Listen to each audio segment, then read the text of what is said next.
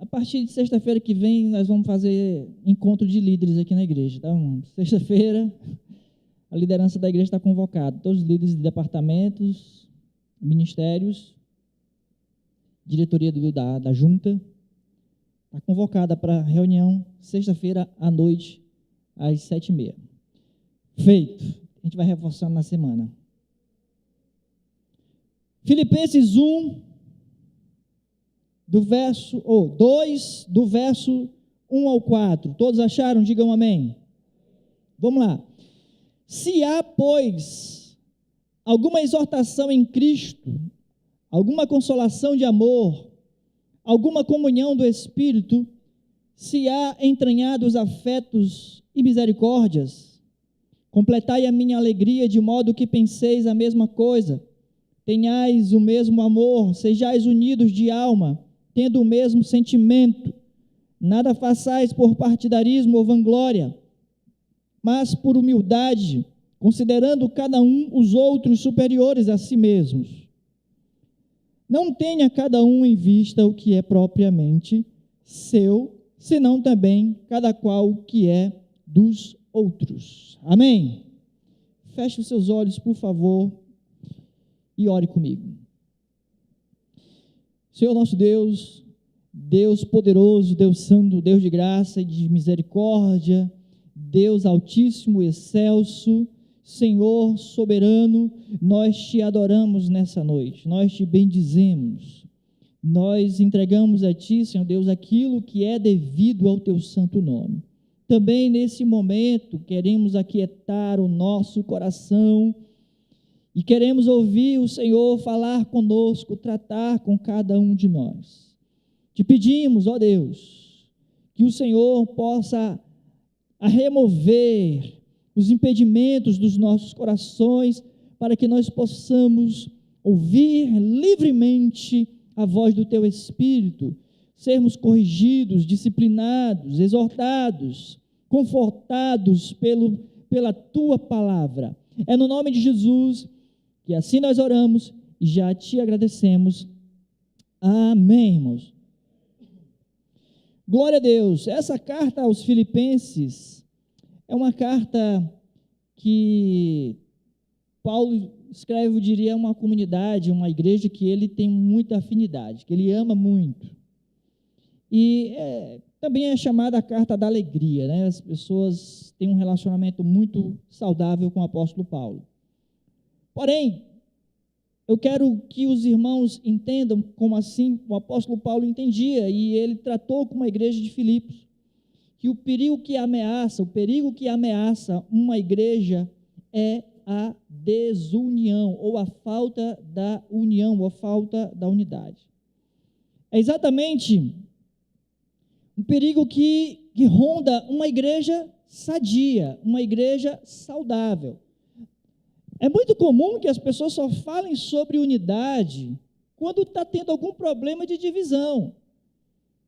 E aí eu estava orando e lendo a palavra, eu disse, eu vou falar com a igreja antes do problema, que é o que Paulo trata. A igreja de Filipenses não estava com nenhum problema, era uma igreja saudável, porém o que rondava, o perigo que rondava a igreja, era exatamente a ausência da união. Se faltar a união, a igreja está realmente no perigo iminente da sua destruição. Alguém disse que só quando os homens vivem com toda a seriedade, quando realmente se interessam por suas crenças e quando estão ansiosos a levar a cabo seus próprios planos e projetos, é quando existem as condições para que uns se levantem contra os outros. É exatamente quando todos estão assim interessados em fazer a obra, fazer realmente acontecer. E eu tenho percebido que, graças a Deus, Deus tem levantado pessoas no nosso meio com vontade de fazer, de desenvolver o trabalho do Senhor, de servir ao Senhor com alegria. E é exatamente quando nós estamos mais dispostos a fazer aquilo que Deus nos chamou a fazer, é que acontece de a gente discordar um do outro, e aí o perigo, ele se torna mais próximo. Portanto, nada mais do que apropriado a gente falar hoje sobre a importância da unidade, né? Sem nos esquecermos dos motivos da desunião. Mas, não só pelo aspecto igreja, mas no aspecto familiar. Observe o que é que mais é perigoso dentro de um ambiente familiar para destruir a família, senão a ausência da unidade. Quando marido e mulher não estão muito unidos, quando pais e filhos não estão unidos, é exatamente quando o perigo está rondando, literalmente, a nossa sala, os nossos quartos, dentro da nossa própria casa, as nossas vidas. Isso também no ambiente de trabalho, no ambiente no ambiente de social, entre amigos. Se você realmente percebe algum indício da falta ou da ausência da união, é muito provável que aquele relacionamento, que aquele projeto, ele possa vir à ruína. Então, quanto maior é o entusiasmo também, por nossa parte, tanto maior também é o perigo da colisão, de bater de frente, de se chocar. E Paulo está exatamente desejando proteger a igreja desse perigo. A igreja de Filipos era uma igreja que trabalhava, uma igreja empenhada, uma igreja que todos conheciam realmente e davam bom testemunho do trabalho que aquela igreja estava desenvolvendo. Porém, qualquer probleminha poderia ser exatamente a ruína daquela, e probleminha que eu digo de unidade, poderia ser a ruína daquela congregação. Primeiro, Paulo cita aqui, vou pegar o texto meio que de trás para frente, os versículos 3 e 4, nós vamos observar aqui duas coisas, eu vou destacar duas coisas aqui como sendo uma espécie de risco, né, para a unidade da igreja. Versículos 3 e 4, acompanhe novamente comigo aí na sua Bíblia. Nada façais por partidarismo ou vanglória. Nada façais por partidarismo ou vanglória, mas por humildade, considerando cada um os outros superiores a si mesmo. 4. Não tenha cada um em vista o que é propriamente seu, senão também cada qual o que é dos outros. Nós temos aqui no versículo 3 e no versículo 4 duas causas que podem gerar a desunião dentro da igreja, e eu vou dizer que isso vale para o ambiente de trabalho, vale para o ambiente familiar, vale para o nosso ambiente social, dentro dos nossos relacionamentos interpessoais. Versículo 3, portanto, nada façais por partidarismo ou vanglória. É exatamente um dos grandes perigos, causas da desarmonia, da desunião, que é uma espécie de desejo de prestígio pessoal, é um tipo de vanglória vazia, se gloriar em algo que realmente não tem valor algum, é algo egoísta. Como que alguém pode se gloriar em um comportamento ou em um tipo de prestígio egoísta? Ou seja, sempre existe o perigo de que, quando as pessoas estão trabalhando não para o progresso de todos, o crescimento de todos, mas para o seu progresso pessoal, vai acontecer o choque da desunião. Vou trazer primeiro para o ambiente familiar. Se alguém da família está simplesmente pensando na própria carreira profissional, seja lá o que for, pensando apenas no seu próprio, em realizar os seus próprios desejos materiais, conquistas, esquecendo-se do todo, da família inteira, é muito provável que a pessoa simplesmente está abrindo, escancarando a porta para o perigo da desunião. É o que nós chamamos de a pessoa está procurando crescer sozinha e não para o todo. E é muito comum isso acontecer, as pessoas correrem apenas a própria corrida, esquecendo da família, esquecendo da igreja, esquecendo do reino, esquecendo dos amigos. Alguém disse o seguinte: longe de deixar-se dominar pela ambição, os grandes homens, eu diria homens e mulheres de Deus, estavam dominados por um sentimento de própria indignidade e incapacidade para desempenhar um alto cargo ou uma alta responsabilidade dentro do reino de Deus. Eu relacionei aqui rapidinho 4, tem vários exemplos na Bíblia, mas eu relacionei 4. Por exemplo, Gideão, quando o Senhor o chamou para julgar. Quando digo julgar, é liderar as tribos de Israel numa luta de libertação pelos seus inimigos, os medianitas. Gideão, ele disse ao Senhor: Senhor, a minha casa é a mais pobre de Israel e eu sou o menor da minha casa. É assim que ele se via. Quando Deus o chamou para ser, eu diria, o cabeça de todas as tribos de Israel. Quando o Senhor chamou Moisés para libertar Israel, que estava sob a opressão do Egito, Deus fala com Moisés: olha, eu quero que você vá a Faraó e diga que o meu povo deve sair. Moisés diz: eu sou pesado de língua, eu não sei nem falar. Eu não tenho a menor condição de fazer isso. Eu não sou digno de fazer isso. Quando Deus também falou com Jeremias para ser profeta entre a nação, entre o seu povo, Jeremias disse: Senhor, eu não passo de uma criança. Eu não tenho essa habilidade, eu não sou digno de fazer isso. Não passo de uma criança, como é que eu vou chamar a atenção de uma nação inteira? E por fim, eu citei aqui, não menos importante, João Batista, que o próprio Cristo disse que nascido de mulher não tinha ninguém que se comparasse a ele. João Batista.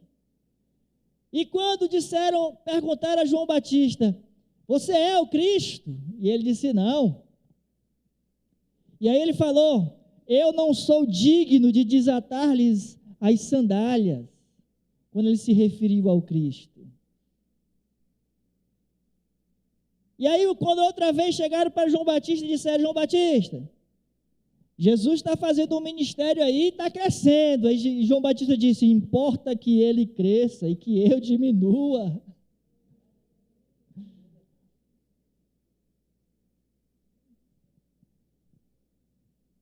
Esse era o comportamento dos homens de Deus na Bíblia.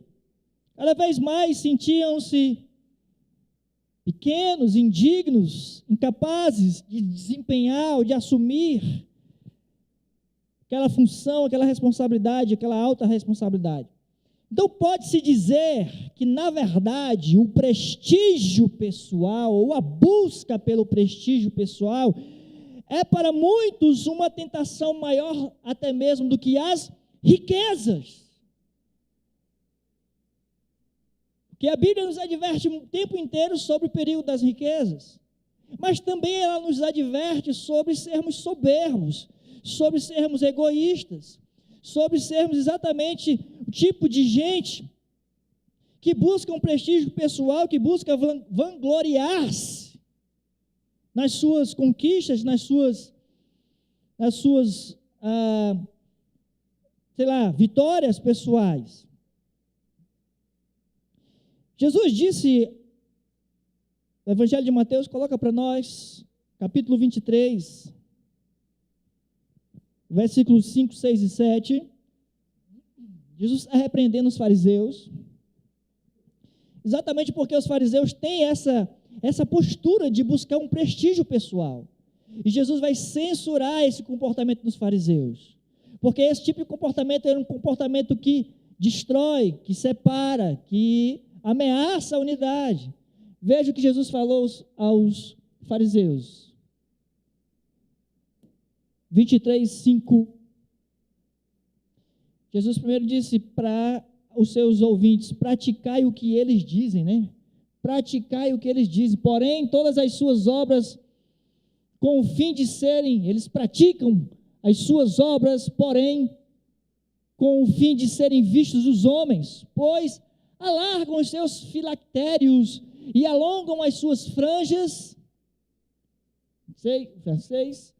Amam o primeiro lugar nos banquetes e as primeiras cadeiras nas sinagogas. 7. As saudações nas praças e os serem chamados mestres pelos homens. Ou seja, eles buscavam exatamente esse tipo de prestígio. Botava todos os adereços, as roupas, né, os utensílios que eles usavam para chamar a atenção, para que as pessoas passassem nas ruas e lhes prestassem a necessária continência, né, vou usar essa expressão, mas para que eles fossem ali bajulados pelos homens. Lá vai ali um homem de Deus, lá vai o mestre, um rabi, para serem vistos pelos homens. E é um tipo de postura que Jesus vai censurar dos fariseus, é um tipo de desejo pelo prestígio pessoal, um tipo de vanglória vazia. Jesus vai romper com isso, Paulo vai romper com isso. Na verdade, Paulo vai colocar como uma ameaça à igreja. É um tipo de causa da desunião. Não o tempo todo sendo o centro das atenções, sendo visto pelos outros. Obviamente, você está sendo a causa do perigo da desunião daquele grupo. O segundo aspecto, como perigo, vem no versículo 4, quando Paulo diz: não tenha cada um em vista o que é propriamente seu. Que é uma postura egocêntrica, é muito parecido com a outra causa de buscar o prestígio. A diferença é mínima, mas esse egocentrismo é como que a pessoa chamasse a atenção para si em tudo, que ela está disposta a pisar em tudo e em todos para ela estar no topo. As pessoas podem servir simplesmente de escada, de trampolim, para ela subir. É um tipo de comportamento que realmente destrói relacionamentos. Se um homem ou uma mulher sempre se preocupa em primeiro lugar e acima de tudo por seus próprios interesses, é inevitável que vai chocar com os interesses dos outros. Primeiro eu, sempre primeiro eu. Em algum momento, quando a outra pessoa tiver realmente uma grande necessidade, vai chocar. Não vai ter acordo. Não vai haver conciliação. Não vai haver nenhum tipo de possibilidade de caminhar juntos, de construir juntos, de flexibilidade. É um outro aspecto, esse egocentrismo é outro aspecto ameaçador da unidade da igreja, da família, dos ciclos de amizade, o ambiente de trabalho. Se você colocar o tempo todo em primeiro lugar e acima de tudo os seus interesses, vai chocar necessariamente, inevitavelmente, fatalmente com os dos outros, e aí não tem outro jeito senão romper. Não tem outro jeito senão cada um para o seu lado. E essa não é a solução. Pelo menos não é a melhor solução. Se para alguém a vida é uma espécie de concurso, quem aqui já prestou algum concurso público? Você sempre vai olhar quantas vagas tem, né? E vai olhar a concorrência. Puxa vida, a concorrência está alta. São poucas vagas, muita gente se inscreveu para aquelas vagas. Tem gente que olha para a vida como uma espécie de concurso, como se fosse uma luta a ser vencida. E esse tipo de gente que enxerga a vida como um concurso, esse tipo de gente sempre vai enxergar as outras pessoas como inimigos, como concorrentes, como rivais, como alguém que precisam ser vencidos, e não como aliados, não como companheiros, não como cooperadores, mas como adversários que devem ser eliminados do seu caminho. Eu tenho que tirar essa pessoa do meu caminho se eu quiser chegar lá. Tenho que derrubar pelo menos 100 para eu ganhar a minha vaga. É alguém que está enxergando a vida como um concurso. E tem que eliminar as pessoas para poder chegar lá. Isso é exatamente um tipo de comportamento egocêntrico que é um perigo iminente para relacionamentos, para a unidade da igreja, para a unidade da família, para a unidade dos ciclos de amizade. Você já pensou? Sei lá, tem bem uns 5 meninos aí querendo tocar bateria aqui na igreja, não é não? Deixa eu ver quantos tem aí. Hã? Tem 5, é? 4? 4. E já tem 2 tocando, né? A bateria é porque ali dentro é mais geladinho, irmão. Você já pensou se eles começarem a se enxergar como rivais? Como se fosse um concurso? A amizade vai acabar. Disputar a cadeira lá dentro.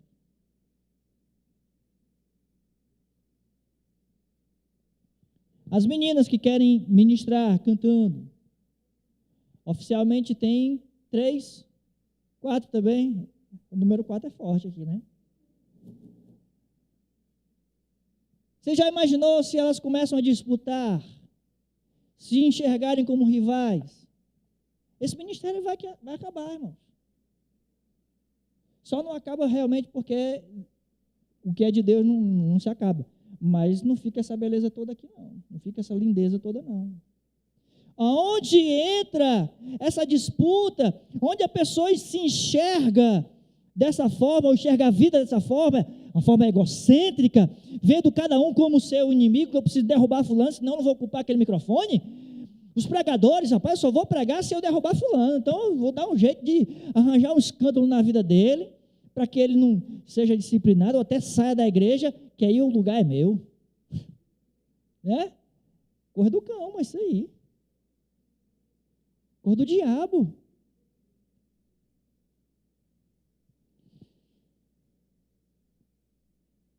Egocentrismo, centrar-se a si mesmo ou em si mesmo, implica inevitavelmente em eliminar a concorrência à sua volta, eliminar os outros.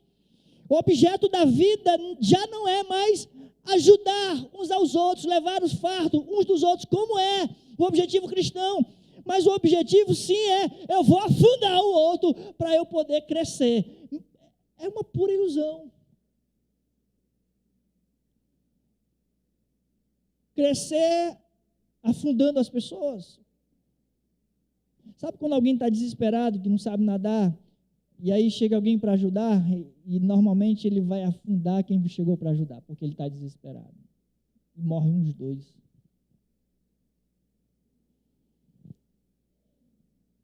Quando a pessoa está ali naquele momento do afogamento, ela está desesperada, não consegue pensar direito. Ela quer se salvar a todo custo. Ela só está pensando em se salvar. Ela nem percebe que alguém chegou para salvar ela. E aí ela afunda os 2.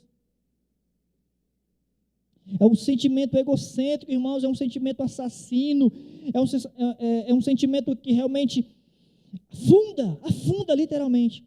Aonde há uma ambição egoísta, onde há um desejo de prestígio pessoal, onde cada homem se concentra em seus próprios interesses, aí não tem condição de existir unidade, irmãos, não dá. Por isso Paulo traz remédio, aleluia!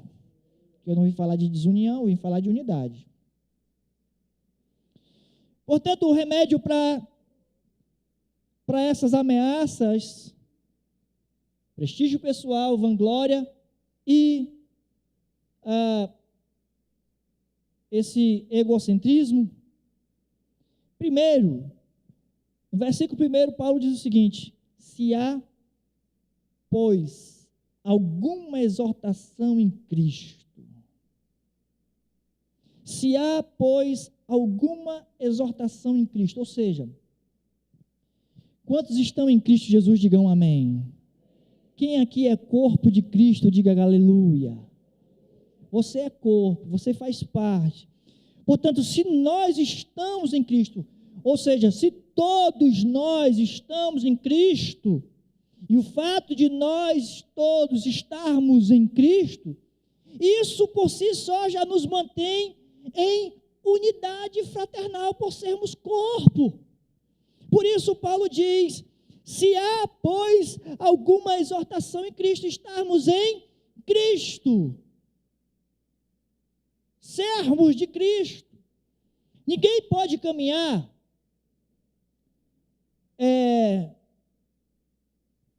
desunido, sem união, sem estar em plena comunhão com o seu irmão, seu companheiro.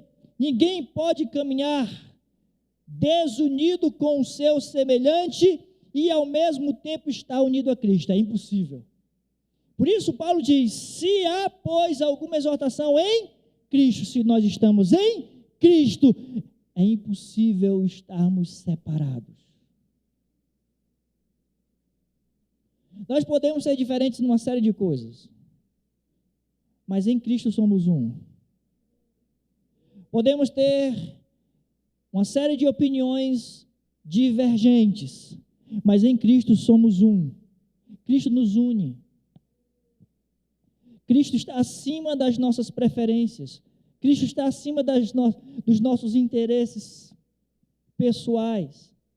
Cristo nos une. E isso vale para o ambiente familiar, vale para o ambiente profissional, nos relacionamentos entre amigos e irmãos, vale especialmente para a igreja do Senhor. Cristo nos une. Eu sempre digo, quando a gente está fazendo um tipo de aconselhamento para casais, eu digo que o que nos torna fortes como marido e mulher, eu e a Denise, é porque o que prevalece não é o meu interesse, não é o interesse dela, mas o interesse de Cristo sobre nós.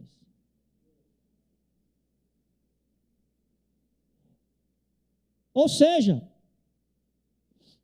se estamos em Cristo, e o fato de estarmos em Cristo, isso nos mantém unidos fraternalmente. É impossível estarmos unidos a Cristo e estarmos separados uns dos outros. Impossível. É impossível. Se a pessoa tiver a Cristo como seu, vou chamar de companheiro, né? A própria Bíblia coloca ali a caminho de Emaús, aqueles 2 discípulos que estavam caminhando e Cristo se tornou ali companheiro deles no caminho, né?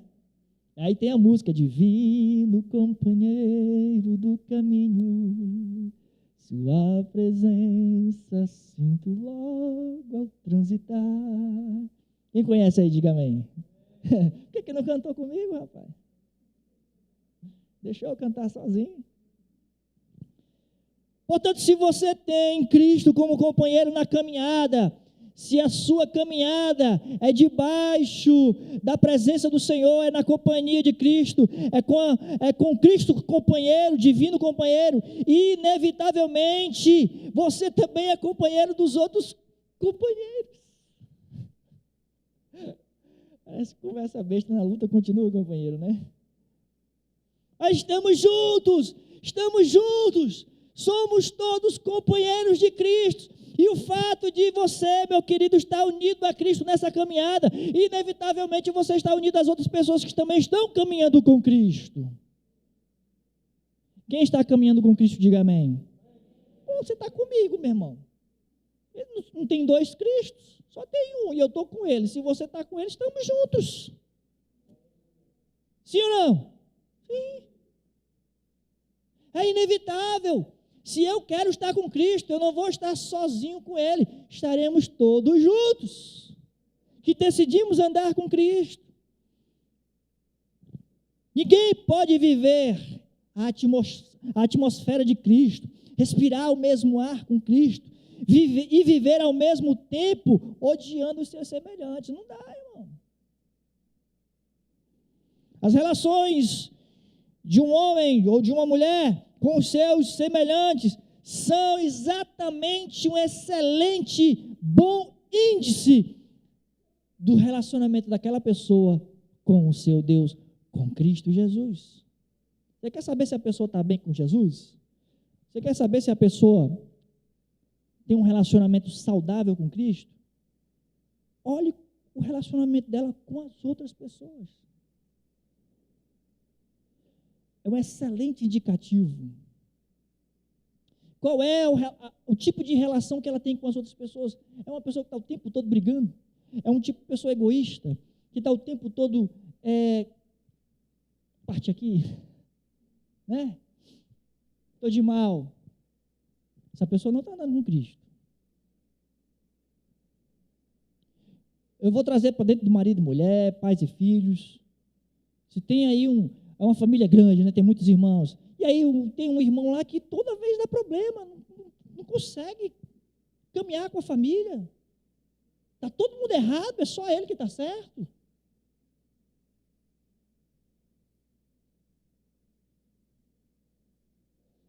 Na igreja, no trabalho, entre os amigos. Eu vou trazer para todos esses ambientes. Estava ouvindo uma pregação hoje de manhã e me deu luz para uma outra mensagem, qualquer outro dia eu vou trazer para a igreja. E o pastor estava falando sobre algumas áreas de crise na sociedade. E ele falou de crise de temperamentos. E aí depois a sociedade começou a ter crise de emocional. E ele está falando que agora as pessoas vão começar a ter crise social. Antigamente as pessoas eram só, eu sou muito tímida, outros, eu sou meio raivoso, meu temperamento é muito difícil. Era só questão de temperamento. Aí depois veio a crise emocional. As pessoas, embora tivessem os temperamentos, agora estavam depressivas, com ansiedades, e com isso, aquilo, outro. Uma série com dependência emocional, vivendo um relacionamento tóxico emocionalmente, traumas, crise emocional. E aí agora, crise social. A pessoa não consegue viver, mas conviver socialmente, de forma saudável. Ou tem medo de ser cancelado, ou já foi cancelado, ou cancelou alguém. Não se identifica com grupo social nenhum. Enfim, é para um outro dia. Mas para nós entendermos que se uma pessoa não está bem, ou seja, com os irmãos, é um excelente indicativo que ela também não está bem com Deus, especialmente com Cristo Jesus, porque todos nós estamos em Cristo. Ainda no versículo 1, Paulo diz, se há, pois, alguma exortação em Cristo, alguma consolação de amor, porque um outro aspecto que é como remédio contra a falta de união, é o amor, é o poder do amor cristão, do amor de Cristo em nós. E esse amor, ele é poderoso para nos conservar juntos, irmãos.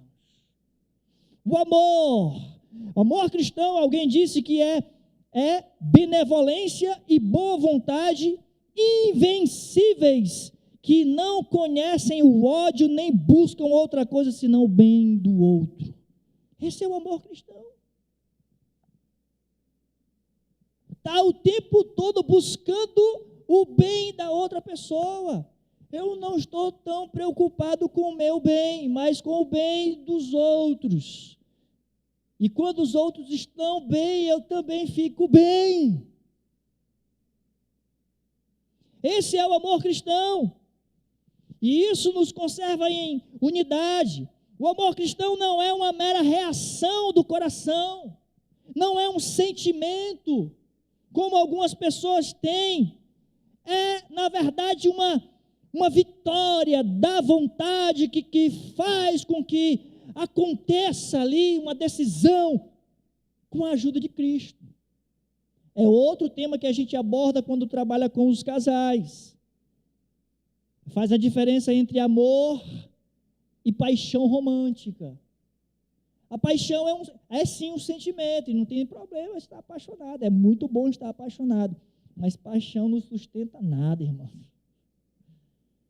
O amor é quem sustenta, porque o amor é uma decisão racional, inteligente, com a ajuda de Cristo, de fazer o que é certo pelo certo. Para manter a unidade, para manter a união, para continuarmos juntos. Não significa só amar os que nos amam, ou só amar os que nos agradam, aquilo que a gente gosta, né? Só amar aqueles que são dignos de ser amados. Pelo contrário, significa exatamente um tipo de boa vontade invencível até para aqueles que nos odeiam. Jesus disse: se vocês amarem só aqueles que vos amam, o que vocês fazem demais? Até mesmo os gentios fazem isso, até os pagãos fazem isso. Se eu amasse somente as pessoas que me amam, vamos dizer, eu só amo a minha mulher, ela me ama, é fácil. Eu só amo minha mãe, a minha mãe me ama, é fácil demais amar minha mãe. Eu preciso amar aquela pessoa que está me xingando, aquela pessoa que não gosta de mim, aquela pessoa que de repente nem sequer é digna do meu amor.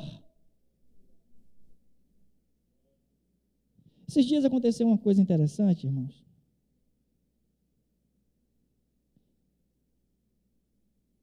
Tempo desse atrás eu fui ofendido, magoado por uma pessoa que eu gostava, que eu amava. E eu ainda amo essa pessoa. E aí, eu estava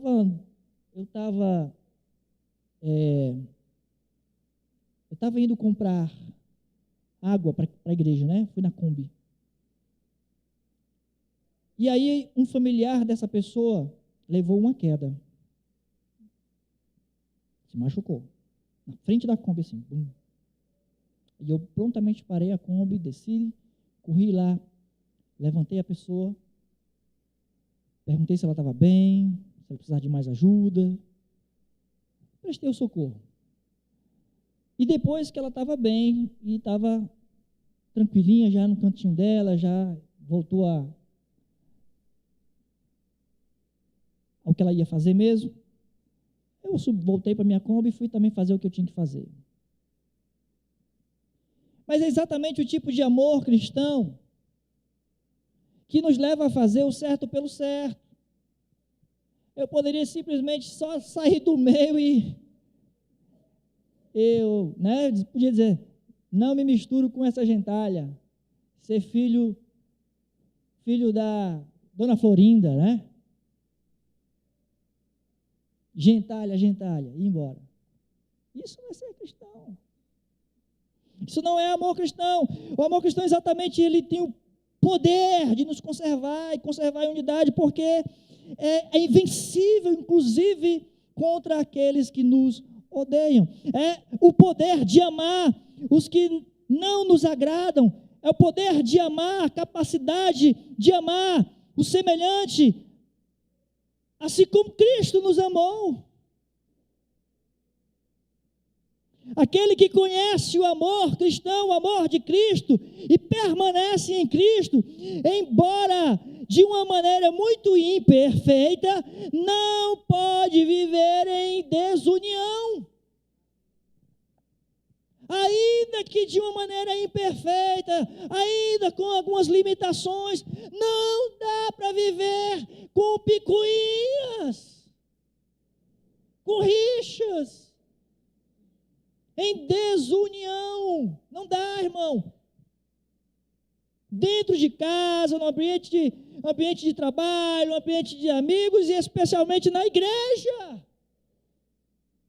Graças a Deus nós não estamos vivendo isso aqui. Mas como eu falei, o perigo de uma igreja saudável, de uma igreja que está trabalhando, é exatamente o perigo da desunião. E a gente tem que vigiar nesse aspecto. O perigo que ronda uma família é a desunião. E a gente tem que vigiar nesse aspecto. O perigo que ronda o nosso ciclo de amizade é exatamente o perigo da desunião. Isso vem com egocentrismo e aquele desejo desenfreado de privilégio, de vanglória. Uma outra coisa que Paulo fala aqui, ele diz, primeiro, se alguma exortação há em Cristo, alguma consolação de amor, e a outra, alguma comunhão do Espírito. Quantos têm o Espírito de Deus na sua vida? Quem aqui foi selado pelo Espírito Santo de Deus? Aleluia! E se de fato nós participamos do Espírito Santo, o próprio Espírito Santo nos impede de viver em desunião. O próprio Espírito Santo vai nos incomodar. Se o Espírito Santo se move dentro de você, Ele mesmo não vai permitir que você fique ali mal resolvido com o teu semelhante. O Espírito Santo incomoda.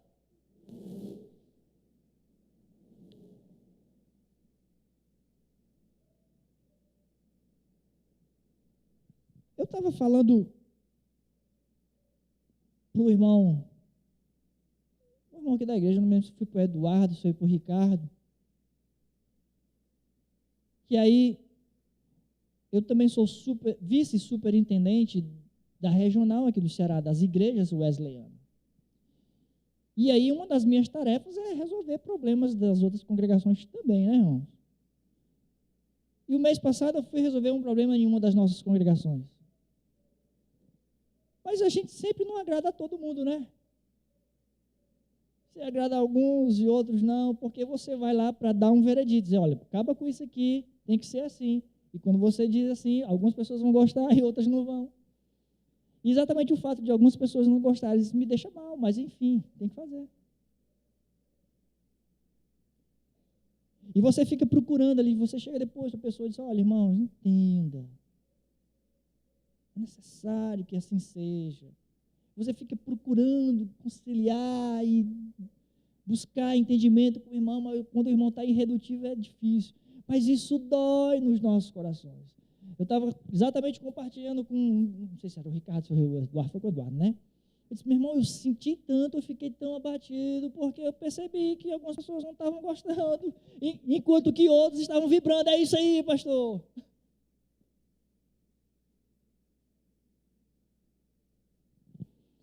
Se nós participamos do Espírito Santo, o próprio Espírito Santo, ele vai nos impedir de viver algum tipo de desunião. O Espírito Santo é exatamente aquele que liga o homem com Deus e liga o homem com o homem. O crente com o crente. É o Espírito Santo de Deus, é o Espírito Santo aquele que nos revela quem Deus é, especialmente o desejo de Deus para nossas vidas. Sabe quem é que te convence do pecado, do juízo e da justiça? Ou seja, quem te ensina a vontade de Deus é o Espírito Santo. É o Espírito Santo que fala ao teu espírito, para o teu espírito militar contra a carne que está dentro de você, inclusive. São os sentimentos. É a partir exatamente do Espírito Santo que age dentro dos nossos corações que nós conseguimos disseminar o amor de Cristo e não o ódio. É o Espírito Santo de Deus. Não dá para sair da mesma fonte água doce e amarga. E do Espírito Santo não vai ser outra coisa senão unidade, irmãos. Unidade, comunhão. É o Espírito que nos capacita a viver a vida em amor, a viver a vida em comunhão com Deus, a viver em Cristo Jesus. É o Espírito Santo. Viver em desunião com o seu semelhante é exatamente dar prova de que o Espírito não se move dentro de você. Ok, você tem valor, o Espírito Santo se move em você. Demonstre comunhão. Aí o irmão está lá cantando, quero que valorize. Aí o irmão que está ministrando aqui, sai do seu lugar, cumprimenta seu irmão. Aí eu, não quero falar com ninguém não. Né? Não estou afim de dar a mão para ninguém. Quero falar com ninguém, quero ficar na minha, não quero amizade com ninguém não. Como é que o Espírito Santo se move dentro de uma pessoa dessa? Só me diga, como é que eu posso dizer que o Espírito Santo está aí? Porque é o próprio Espírito Santo quem nos capacita a viver essa unidade. Por isso Paulo apela aqui, né? Se há alguma exortação em Cristo, se há alguma consolação no amor, se há alguma comunhão no Espírito, são coisas poderosas para nos manter unidos.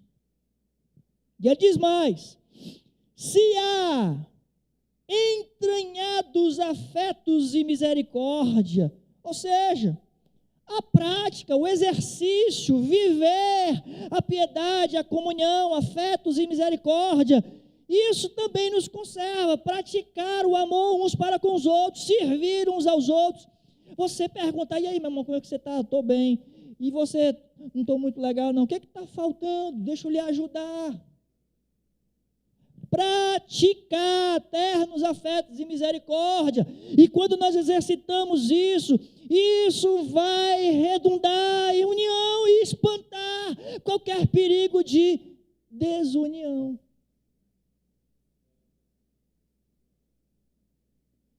A prática do amor, da compaixão,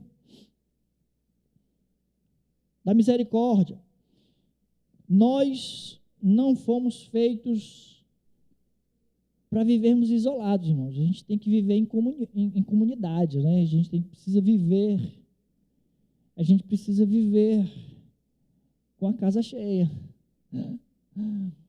A minha esposa estava falando com a minha irmã,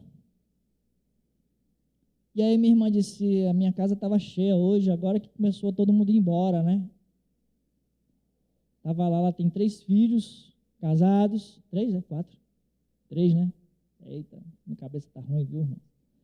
E aí estava lá os filhos, genros, noras, netos, casa cheia na casa da minha irmã lá.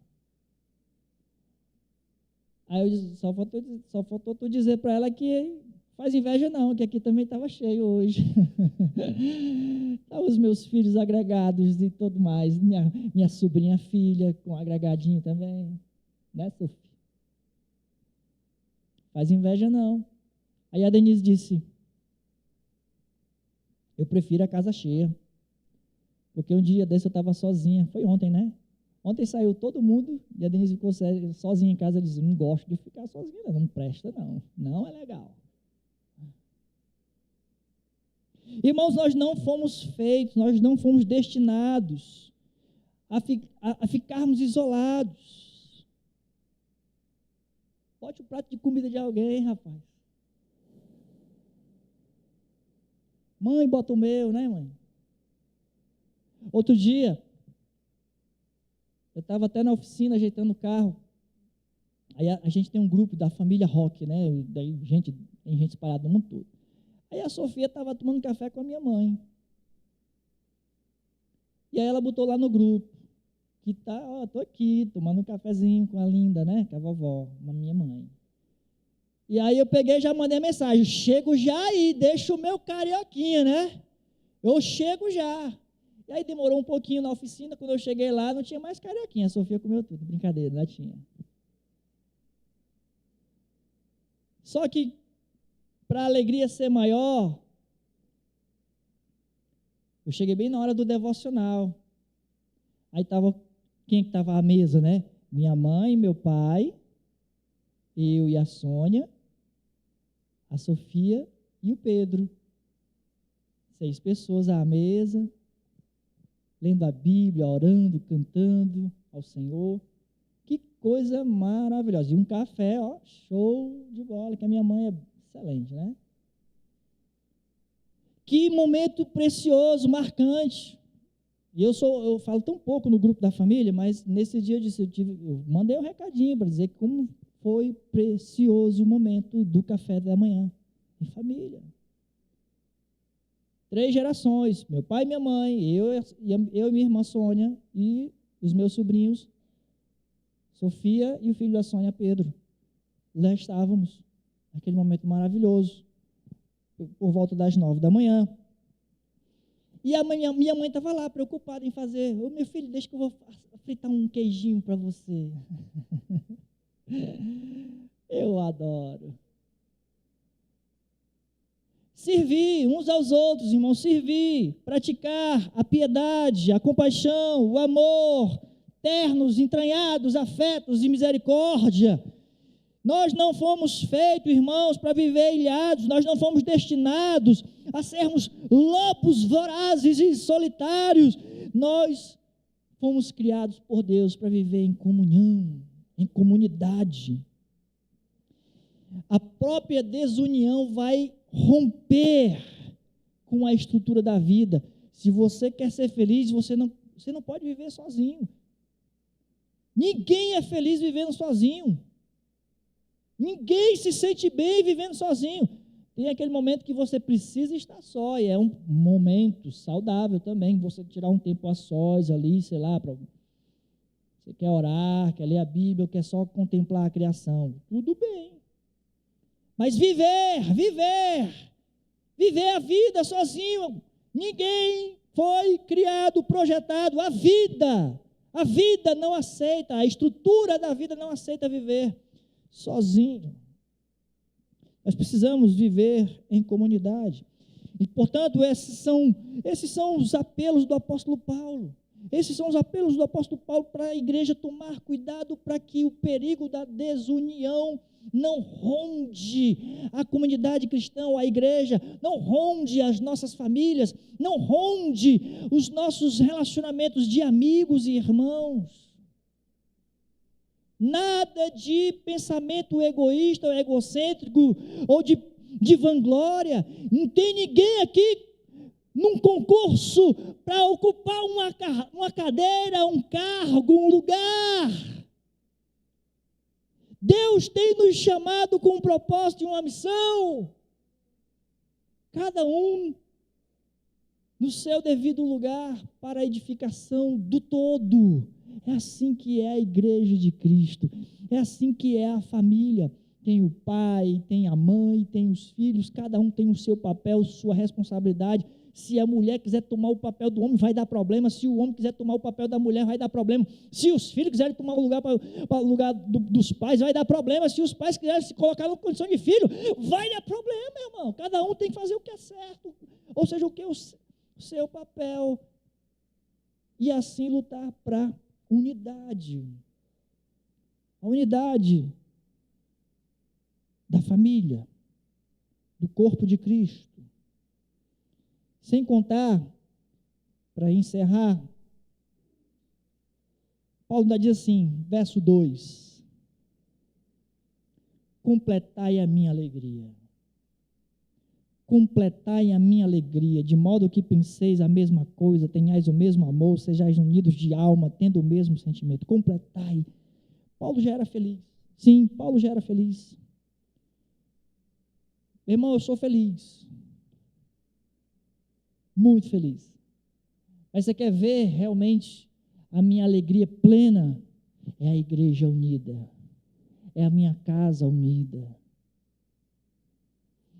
Paulo vê exatamente isso, completai a minha alegria. Eu sou feliz, Paulo dizendo, eu sou feliz, mas completai a minha alegria. Quando vocês estiverem todo mundo na mesma disposição, no mesmo pensamento, no mesmo propósito, no mesmo amor, na mesma alma. Eita, a alegria do apóstolo Paulo, a alegria do pastor da igreja, a alegria de Deus. A unidade, a alegria da casa todo mundo unido. Agora, quando o negócio não está unido, meu irmão, eu não sei como é, porque lá em casa nunca aconteceu, mas eu fico imaginando, deve ser uma coisa muito ruim, a falta de união dentro de uma casa.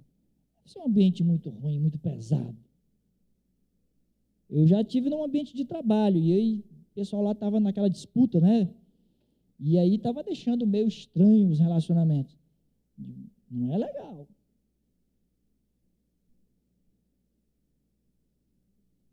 Não é bom. Por isso Paulo diz, completai a minha alegria. Quando, irmãos? Nessa unidade. É isso, todo mundo fica feliz. Todo mundo fica feliz, principalmente o Senhor nosso Deus. É disso que se trata o sacrifício de Jesus na cruz. Meus irmãos, Jesus não morreu para a gente viver separado.